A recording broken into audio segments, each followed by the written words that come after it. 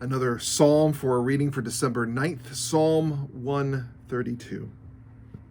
Remember, O Lord, in David's favor, all the hardships he endured, how he swore to the Lord and vowed to the Mighty One of Jacob, I will not enter my house or get into my bed. I will not give sleep to my eyes or slumber to my eyelids until I find a place for the Lord, a dwelling place for the Mighty One of Jacob. Behold, we heard of it in Ephraim. We've found it in the Jaar, in the fields of Jaar.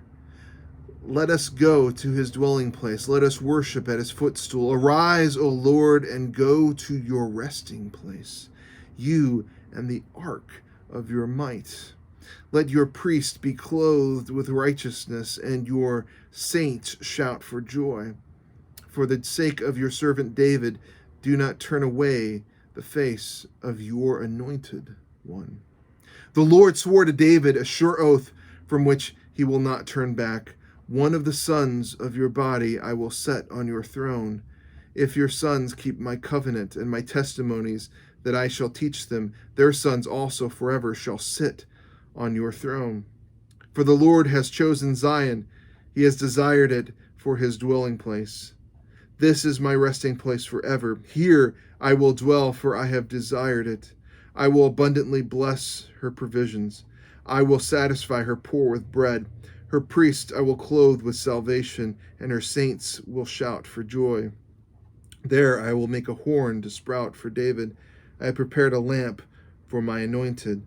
His enemies I will clothe with shame, but on him his crown will shine.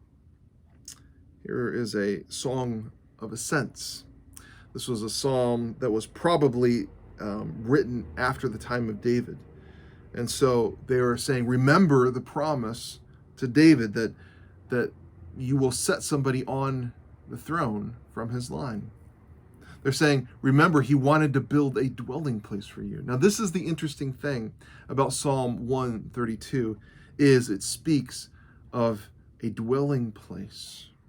In it, there's a reference to the ark of your righteousness. This was a symbol in the Old Testament. The Ark of the Covenant was a symbol of the presence and the dwelling of God among his people, of him being present, of him being among them.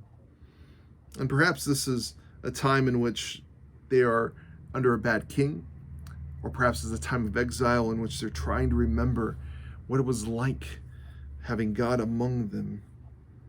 As they are saying this, we have to think through how Christ fulfills this so much better than what they probably expected. Not just that they would come back to a place in which God dwelled in the temple, but that Christ himself would be that ark. That there, in human form, in human nature, God's divine nature would walk among them. That the human nature would be, in a sense, an ark for that, would be the temple, as Jesus is compared to that in John 1:14, as it says, the Word became flesh and tabernacled among us. There we see an anticipation that God himself would dwell among his people again.